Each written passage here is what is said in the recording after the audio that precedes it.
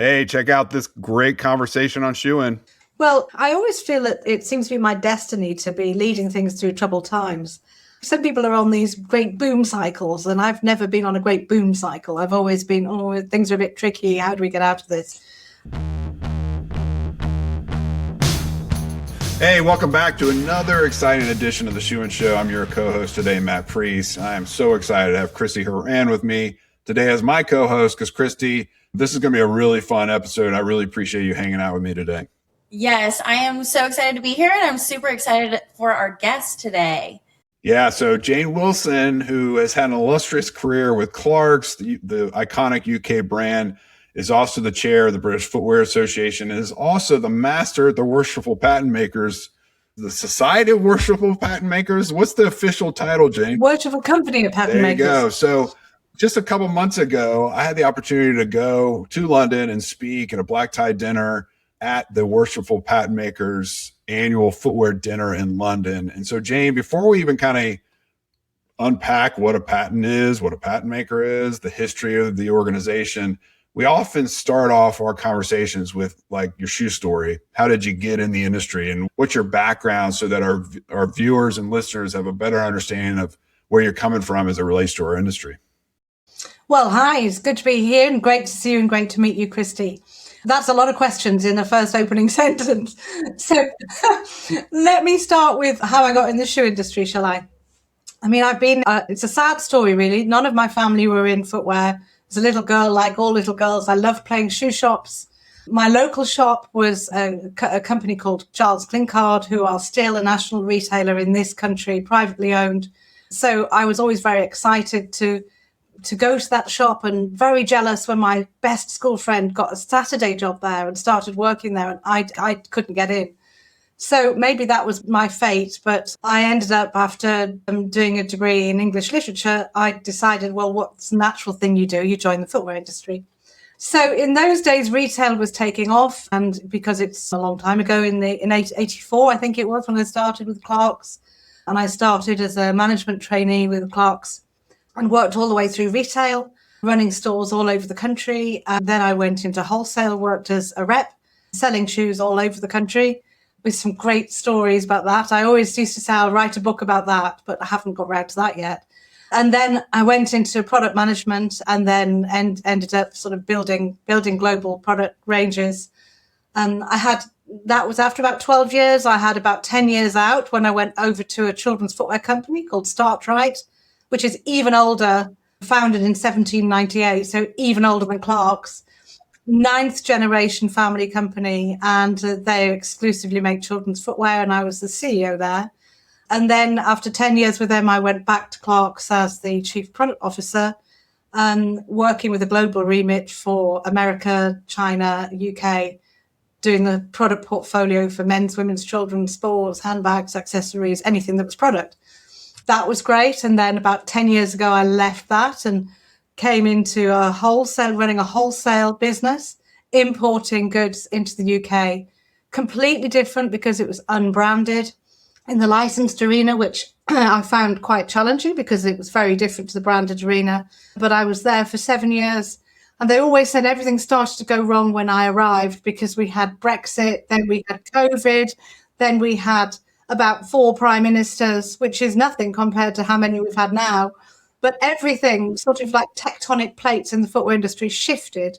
And so I was there for 7 years until finally I finished that back end of last year and took on this role, which is a 1-year only role as master of the Worshipful Company of Pattenmakers. So that's sort of my footwear journey. I still am chair of the British Footwear Association, which represents all the footwear industry in the UK. And I love it. And I've never had a day when I haven't enjoyed my job. And I could still do it for another 40 years. If it were possible. So it's always interesting and I always love it. Wow, that's incredible. What a career journey. That is so impressive. It's interesting. And the thing that I find, I always feel for people who don't like their job because you're a long time working, aren't you? And it's just a way of life.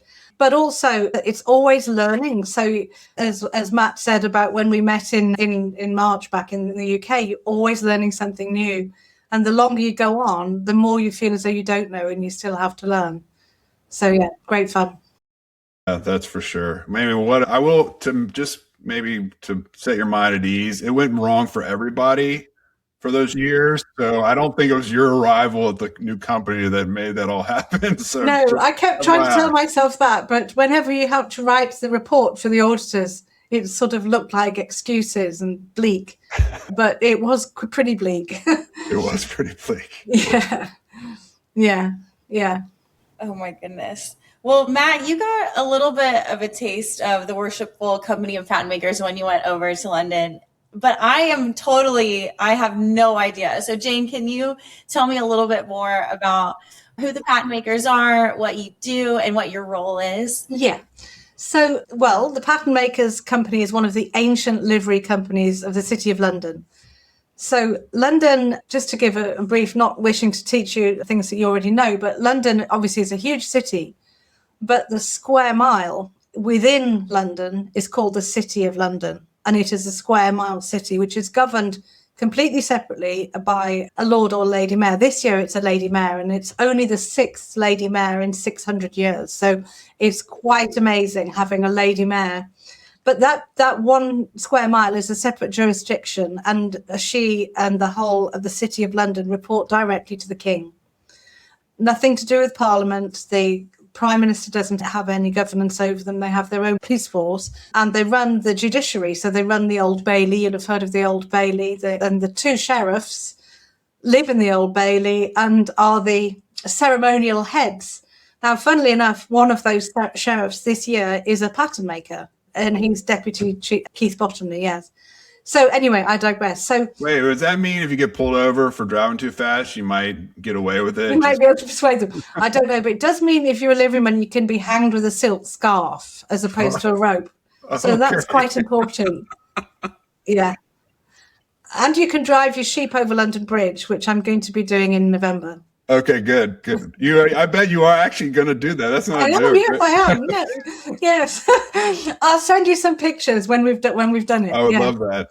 So the livery companies are, if you like, Christy, they're guilds. Like when you were at school, you would learn about the guild of leather workers or weavers or goldsmiths, so it's things like that. There are 114 of them, and they're founded from the ancient crafts of the country. So the big 12, the rich ones, are the ones that the England that we know was founded on. So the woolman, hence driving your sheep. In the House of Parliament, they still sit on a wool sack, which is literally a sack of wool, which represents the wool trade and how important it was to this country all those hundreds of years ago. Obviously, things like the weavers, which is a very ancient tradition, they're a very wealthy company. And then there are obviously the vintners, because everybody had mead and wine and that sort of thing, so they have plenty of money. And way down the pecking order, as it is in the shoe world, the tanners and the shoemakers are right at the bottom of the heap. Not in our heap, Jane. Not in ours, but certainly in terms of wealth of livery companies. So anyway, ours is an ancient company because pattens were overshoes. So the shoes that in the Middle Ages, when everyone would throw their rubbish out of their houses into the gutter, they wore overshoes, which would lift you out of the gutter and out of the mud and make sure that you didn't get your skirts and your fancy fine suiting dirty. So the trade association goes back to 1379. That's when patterns were made. But obviously, as we got paviers and pavements, we went out of business. And then we had galosh makers, and they continued. And obviously, we have a form of galosh now. I think you call them weather boots or rain boots. Mm-hmm. Rain boots, you call them. Yep. We call them Wellington boots. And so we were starting to get a little bit obsolete because we were granted our royal charter in 1670 by King Charles II, and we had to make ourselves more relevant. So back in the 1970s, the company sort of re-affiliated with the footwear industry. And that's when it started to re-strengthen its links with the modern day footwear industry. So today, about 30% of the members are actively in the UK footwear industry. We go right from premium men's brands such as John Lobb, which make very expensive luxury men's footwear, right through sort of high street brands like Clark's and Hotter and well-known high street brands like that, into innovative, quirky, new startup type of footwear companies, and all the things in between. So the associated industries that are left in the UK trying to keep the industry vibrant and lively. And it certainly was when Matt came, wasn't it? Because we had a wonderful evening. We had Matt as a guest speaker, which was truly wonderful having you there. And we had 14 heads of European trade associations. So we had Portugal, Spain, Turkey, France, I mean, all of them. And it was a really international affair, which was, and we had our royal patron, the Duke of Gloucester, who is also a pattern maker. Yeah. And these things go on all the time. And the more I've been a master this year, the more I get to see all the other things and the other traditions that go on. And it's mind blowing everything that happens. No, it is mind blowing. The evening was one of the highlights of my life, to be honest with you, at least from a professional perspective and from a personal perspective. As I talked about that night, my grandmother was English, and my grandparents met in post-World War II or in the middle of the war, and then got married afterwards in England. But in typical American style, I was sitting next to Jane, and we were heading towards this speech, and I was like, I'm going to have to use the bathroom. And we were at the head table, and I didn't remember the rules for my wedding very well, but I'm like, I'm not sure I can go use the restroom sitting at the table. So I leaned over to Jane and asked protocol. Well, sure enough, protocol was that you stay put. But Jane was very gracious, knowing that I'm American and needed some special attention and rules allowed me to go. So as I'm leaving, I talked to the gentleman who's run the whole thing, and I said, can you show me where the bathroom is? And he says, yeah, as you go downstairs where you came in, and it's right there. I said, am I breaking protocol by using the restroom at the head table? He says, of course you are, but you're an American, and Americans get away with murder. And I was like, all righty. So I scooted down there, and I ran back up and hoping no one would notice, but it was I don't think they did. You definitely got away with it. Had I done that, there would have been consternation in the house. But they were removed you, huh? Yeah. The guests are allowed to do anything, really. Yeah, well, it was, all kidding aside, it was a phenomenal night. And what I didn't have an appreciation for, Jane, and maybe you can speak more to this, is kind of the ceremonial role that you play, having spoken to your husband that night as well about all the different events you have to attend to over this year-long chairmanship, if you will, or master or whatever. In fact, during that time, we walked by Buckingham Palace, and there was a garden party going on, and people were walking in just dressed to the nines. And you indicated it's kind of garden party season, and that you would be going there. And so talk to us about what the roles and responsibilities are of this ceremonious role that you do have. Well, it is, you're right, it's a ceremonial role. So I joined the Pattenmakers in 2001. I became a liveryman. I'd actually encountered the Pattenmakers earlier in my 20s when I told you when I was a rep selling shoes. And I was bored in my 20s, and I was flicking through a magazine called Shoe and Leather News, which doesn't exist now, because obviously who has magazines these days? And there was this great big advert. I think I told you this story, Matt, on the evening. It's this great big advert, travel the world. So I'll do that. I'll do that. And so I applied. I had to write an essay on the future of the future of the footwear market, which felt quite easy, really. So I did that, and then had an interview, and I won the award. And that was when I first encountered the Pattenmakers. And as a young 26-year-old girl, I went to London to go into this room, which was full of men. And they all had these gowns on with fur around them. And I wondered what on earth I was going to. But they were great. And it was like being welcomed into a family. And then 10 years later, when I was at Startrite as the chief executive, I had a 1-year-old and a 3-year-old child. And a friend said to me, Jane, come and join the Pattenmakers, come and be a member. And I said, I haven't got time. And he said, well, you haven't got time not to, because if you've got 2 small children, you go there, you see everyone in the industry, and then that's it. So that's what I did. And that was back in 2001, and I became a liveryman. And so you can rub along doing pretty much a couple of social events a year, or doing voluntary things. Some of the younger people run the London Marathon, or they abseil down the cheese grater, or they do big marathon events to raise money for charities that we support. The whole of the livery movement support charities. And then you can get more involved as your career goes on. And then typically there's no way you could do this job while you have a full-time job. It's bad enough doing the BFA stuff.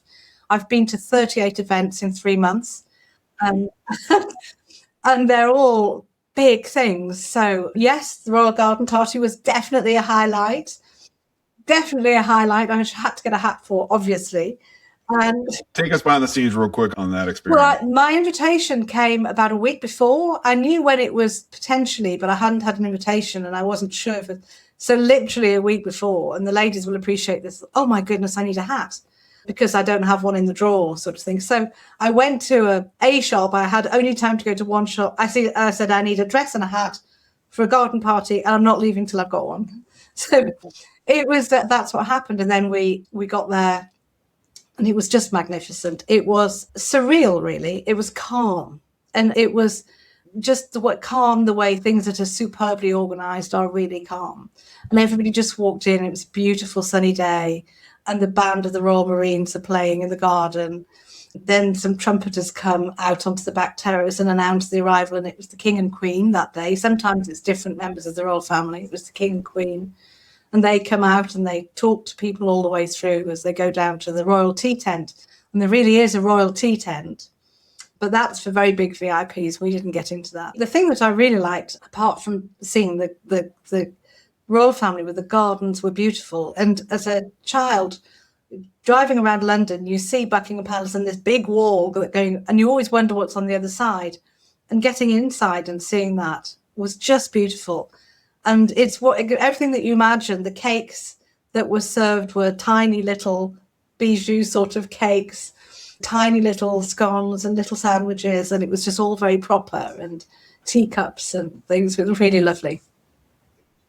Really lovely. Yeah. So there's that.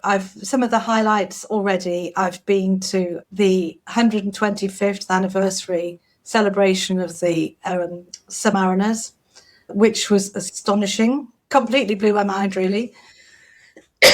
I should have known this, but I hadn't appreciated that a little old country like ours has 2 submarines permanently at sea in an unknown location every night, every day, every minute, every hour, protecting everybody. And it's quite humbling to be present when somebody tells you that. And they go to sea for 6 months. They're not allowed any communication with anybody at all, because it's obviously ultra secret. So that was very humbling. And they'd made a huge cake, a huge cake, the size of a room, in the shape of a submarine. So that was really lovely.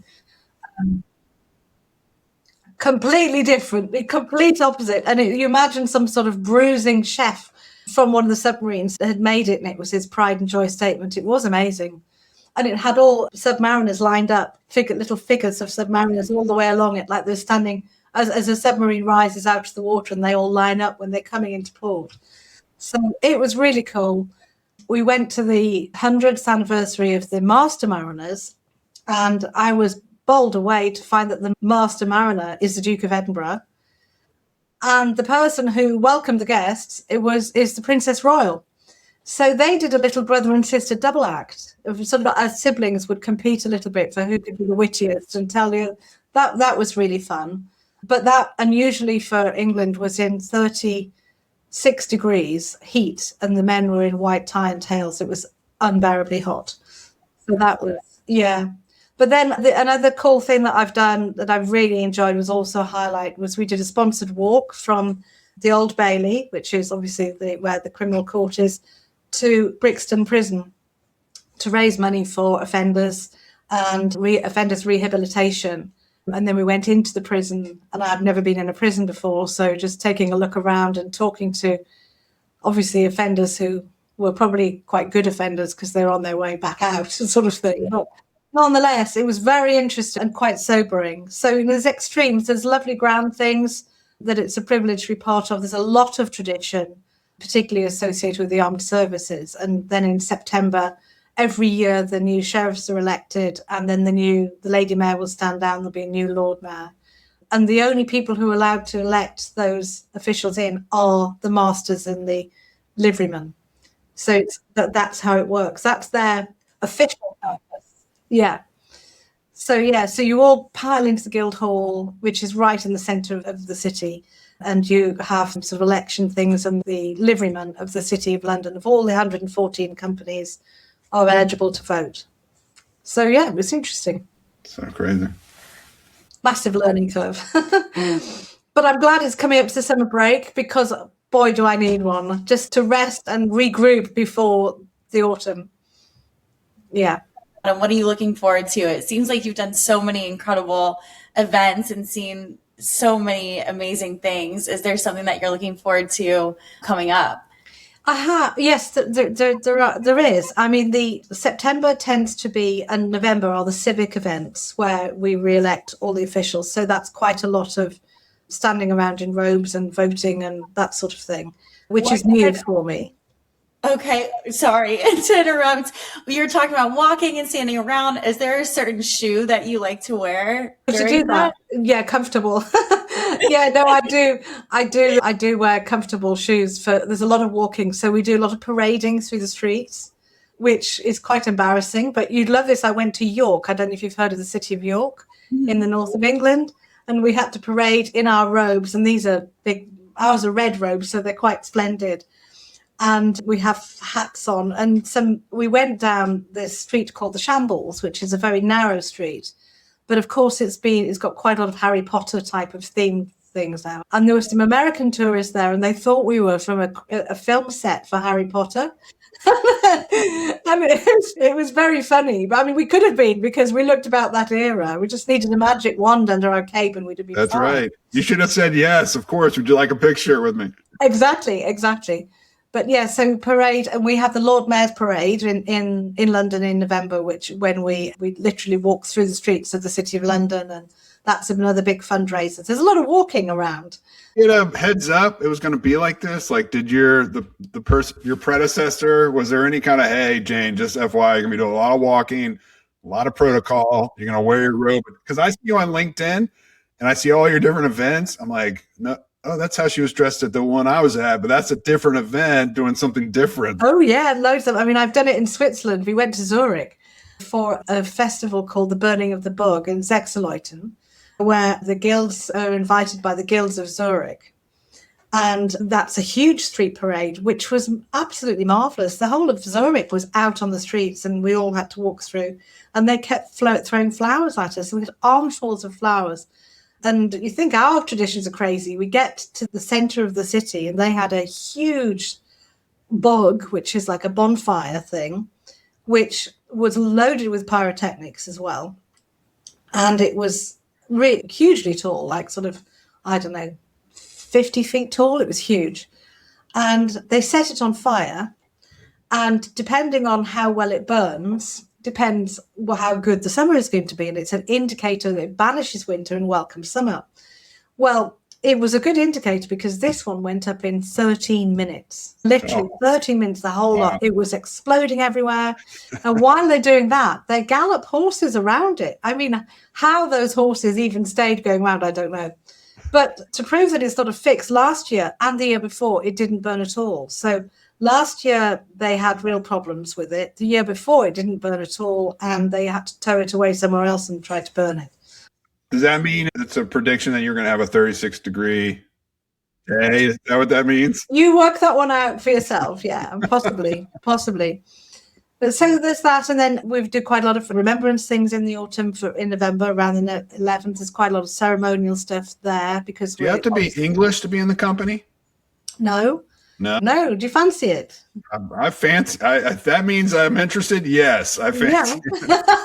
That's what that means. Yes. It sounds brilliant. Is that another term you guys use, right? Yeah, it is. Yeah. That's interesting. So, well, let's talk about the BFA. Okay, we ought to. We should, because I've had a long friendship with the BFA. I've been in this role almost 18 years, and every step of the way, we partner with the BFA and had a really strong relationship. What about the chairmanship at the BFA is kind of, what do you do in that role? What are some of your priorities for the organization? Well, I always feel that it seems to be my destiny to be leading things through troubled times. It's just, some people are on these great boom cycles, and I've never been on a great boom cycle. I've always been, things are a bit tricky. How do we get out of this? And it's the same with the BFA, because all the things that I said applied to the role when I was at William Lamb in the last 7 years were the same. Brexit's been hugely problematic. for British retailers. Change in governments with Boris Johnson was not particularly good. Then we had Liz Truss. That was even more of a disaster. Then, so we've gone through cycle after cycle of prime ministers. Seven, right? Seven? Seven, yeah, which is a lot. I mean, I saw a cartoon just yesterday, where a Matt cartoon where he said it was a man holding a little boy's hand and said, when I was a child, I remember the long summers and I don't ever remember a change of prime minister. Whereas now they're just constant every 2 years at the moment. And so that is a problem because it breeds instability. And of course, there's the macro situation with the war in Ukraine, the Middle East, that it's a cocktail of uncertainty and difficulty. So that's problematic. But I always say at times of difficulty like that, that's when the BFA does come into its own, because people coalesce together, they share their difficulties, they work together, and there's a strong bond and sense of unity. So, and to be fair, that really came out when Lucy was the CEO during COVID. I was running a company then. I was part of the BFO, and I always said she had her agony aunt session when we all would go on a Friday morning saying, what are we going to do about this week? And we discussed the meaning of the word furlough and whether the British government would ever do anything as ridiculous as that. And oh, yes, they did. And they were away. So those are the sorts of things that has been a strength, really, of the BFA. So I would say before all the difficulties, it was sort of losing its purpose, and it's come right back into centre stage as a meaningful, valuable unit where people can take solace and refuge, really. Yeah, that's for sure. Chris, you got any other questions as we kind of head towards the end of our conversation? I do. This conversation has been so thrilling, and I feel like I've learned so much, Jane. But I would love for you to share with us, what is some advice that you would give somebody entering the footwear industry with all of your background and your career? What advice would you offer someone? Well, I would always say don't be put off by people who try to put you off. If you love it, you'll be fine, because there's always something different or better that seems different or better to somebody else. So I would say go for it and give it your all, and you'll get that back. You have to be prepared to work hard. You have to be persistent, but I would suspect that's the same in any job that you do. And you have to be curious. But again, I think that's the same in life and all roles. Nothing's going to come to you. You have to go to it. And don't be afraid to go to it. And even if you don't like it, when you've got there, just say, well, it's not for me or whatever. But don't lift the edge of the carpet and have a look. Don't just say, no, I'm not going to do that. And I think with a bit of curiosity and tenacity, determination, willingness to work hard, you can do anything in any industry, really. Yeah, I love that. I did that story about how you showed up and it was mainly just guys or men, and you didn't kind of scoff and walk away. You went in there and got to work and got your hands dirty and found out that change needs to happen, of course. And I suspect the room looks quite different than it did that first time you walked in. It does. It does. But at the same time, you need to show up, right? We needed the Janes of the world to show up. Absolutely. I when I went to Zurich, the Zunftmeister's day there was completely men. They don't let women in. So they had a problem with me because obviously I'm a woman. But they were charming and they were lovely. And I just used the opportunity to say, hey, just let your daughters come, because the potential you're missing by not letting them come is your loss, not theirs. That's right. So the different people, different countries, different organizations take different time to do these things. And my response is just chip away, just push and do what you can do. And somebody else will take up the baton after you. Yeah, that's a good way to put it. Well, Jane, I can't thank you enough for your willingness to come on and share your story with us. You have such a great footwear background that I think a lot of people will take inspiration from it. And for all the work that the master role is at the company Worshipful Pattenmakers, it sounds like it's also thrilling. It's like a great, dare I say, kind of capstone for all the work you've been kind of prepping for this role from your entire career. And it sounds like you're having a lot of fun with it, even if there's a lot of walking and a lot of protocols. So. And I'm learning, and I make loads of mistakes, but that's fine. Again, you're still learning. Yeah. Exactly. No, I'm having a ball, and it's lovely. And it's lovely to share it with people who I've grown up through the industry with and friends, and it's really great. So the more I can spread the word about it, the better, really. Yeah, that's right. That's great. Well, thanks to all of our listeners and our viewers for hanging out with us for another edition of the Shoe and Show. You can go to shoeandshow.com to learn about all of our episodes, and many of them are evergreen. There's something you can still glean from them many years later. Also, check out the British Footwear Association. You can Google it. We'll put a link in the description as well, so you can check out what they're up to across the pond. And also look up the Company of Worshipful Pattenmakers. It's actually really cool. It's a really cool organization, and I encourage you to check it out if you have an interest in that as well. We appreciate you watching as always, and until next time, Shoe and Show is ours. Shoe In has been brought to you by the FDRA, the Footwear Industries Association focused on retail, trade, politics, and fashion, helping create and enhance conversations on all things footwear. For information about FDRA, visit fdra.org.